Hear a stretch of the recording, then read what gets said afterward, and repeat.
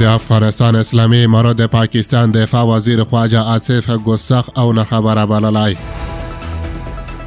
سلامونه ستړي مشه، وخت مو په خیر، پام وکړئ د یاران ټي وي یوټیوب چینل څخه د نن ورځې تازه او مهم خبر ته. د افغانستان اسلامي امارت د پاکستان دفاع وزیر خواجه آصف د سلطان محمود غزنوي په اړه خبرې غندلې او نوموړی بې مسؤلیته او نه خبره یاد کړی.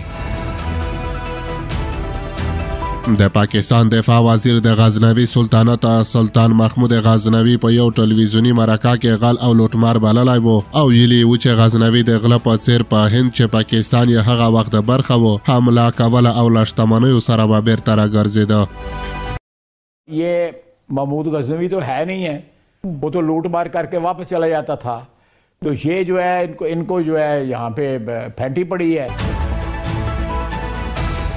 د افغانستان اسلامي امارت مرستیال بیان حمدالله فطرت په خپله ایکس حواله رسنۍ لیکلي چې غزنوي د مسلمانانو د ازادۍ لپاره هند ته تللی و او دا مسلمه امت ویاړ دی.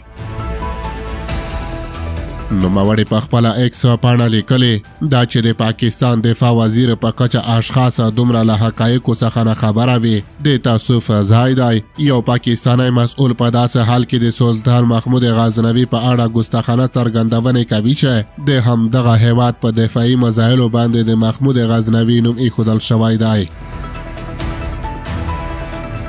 بل پالاو د تیر جمهوریت نظام د پخوانی ولسمشر مرستیال امرالله صالح د پاکستان د دفاع وزیر د څرګندونو په غبرګون کې پر خپله ایکس پاڼه لیکلي چې د پاکستان توغندي تر ډیره د افغانستان د ولایتونو تاریخي شخصیتونو لکه ابدالي، غوري او غزنوي په نومونو نومول شوي دي. امرالله صالح ویلي دي چې دا ناسمې څرګندونې د هویت بحران، د تاریخي کموالي احساس او په پاکستان کې د تاریخي خلا څرګندونه کوي. د پاکستان د دفاع وزیر په دغه ټلویزیوني مرکه کې ویلي و چې د محمود غزنوي د اتل په توګه معرفي کول سمه نه دي. هغه دلته هند ته د غله په څیر راتلو او مالونه لوټ کول. د پاکستان د پیژندل شوي سیاسي چارواکي په توګه د نوموړي څرګندونې د پاکستان په ښوونیز تاریخي کتابونو کې د محمود غزنوي په اړه له لیکلو سره په ټاکر کې دي او د دغه هیواد د ښوونځیو په کتابونو کې محمود غزنوي د یو مثبت او اتل څیرې په توګه معرفي شوی دی. په همدې خاطر د دغه هیواد د لاندو وطن ویشتونکي بلاستیک توغندۍ په ګاډون یو شمېر نور پاکستاني وسلې هم د محمود غزنوي په نوم نومول شوي دي.